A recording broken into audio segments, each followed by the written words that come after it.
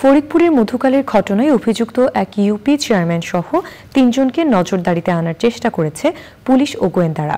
তাদের দেশ ত্যাগ ঠেকাতে সীমান্তগুলোতে সতর্কবার্তা দিয়েছে police. Enamul Kabir রূপমের report.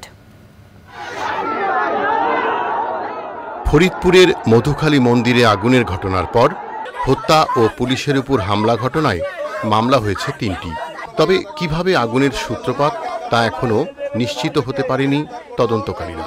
Police বলছে, ঘটনাকে কেন্দ্র করে 2 জনকে পিটিয়ে হত্যা, হামলা, নাশকতাকারী ও তাদের ইন্ধনদাতাদের শনাক্ত করেছেন তারা। আমরা শর্ট টাইমের ভিতরে মন্দিরের ভিতরে আগুনটা কিভাবে লাগলো সেই মোটিভটা আমরা বের করে ফেলবো, কিন্তু তার আগে এখন পর্যন্ত আগুন কিভাবে লেগেছে সেই বিষয়টা যেহেতু তদন্তাধীন আছে, এই বিষয়ে আমরা মন্তব্য করতে চাই না। যারা অপরাধী তাদের অনেককে আমরা গ্রেপ্তার করেছি, প্রায় 12 জনকে আমরা গ্রেপ্তার করে চালান দিয়েছি।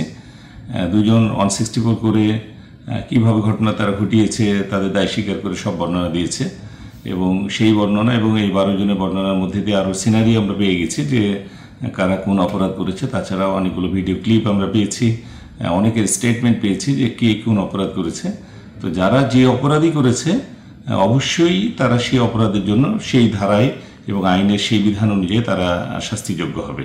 দলমত বিবেচনায় না নিয়ে দায়ীদের বিচারের আওতায় আনা হবে বলে ঘোষণা দিয়েছে পুলিশ। কাউকে কোনো অবস্থা দিয়ে আমরা কনসিডার করব না, কে কোন ধর্মের, কে কোন পথধারী, কে কার প্রশ্রয়ে আছে অথবা কে কাউকে শেল্টার দিচ্ছে, এই বিষয়গুলো আমরা বিবেচনায় নিয়ে আসবো না। যারা ঘটনার খুব কাছাকাছি থেকে ইন্ধন জুগিয়েছে অথবা সরাসরি হত্যাকাণ্ডের সঙ্গে অংশ নিয়েছে তারা এটার জন্য দায়ী হবে। আর দূর থেকে হয়তো অনেকেই কথা শুনেছে, হয়তো 10-20 গজ দূরে বা 50 গজ 100 গজ দূরে থেকে অনেকেই হয়তো পরিস্থিতি উত্তেজিত করেছে। যারা যে মাত্রায় অপরাধ করেছে অবশ্যই সেই মাত্রার জন্য তারা দায়ী হবে এবং সেই দায় অনুযায়ী তাদের বিরুদ্ধে চার্জশিট দেওয়া হবে। ঘটনায় জড়িতদের খুঁজে বের করতে বিশেষ অভিযানে নেমেছে police. Enamul Kabir, Rupam, channel I.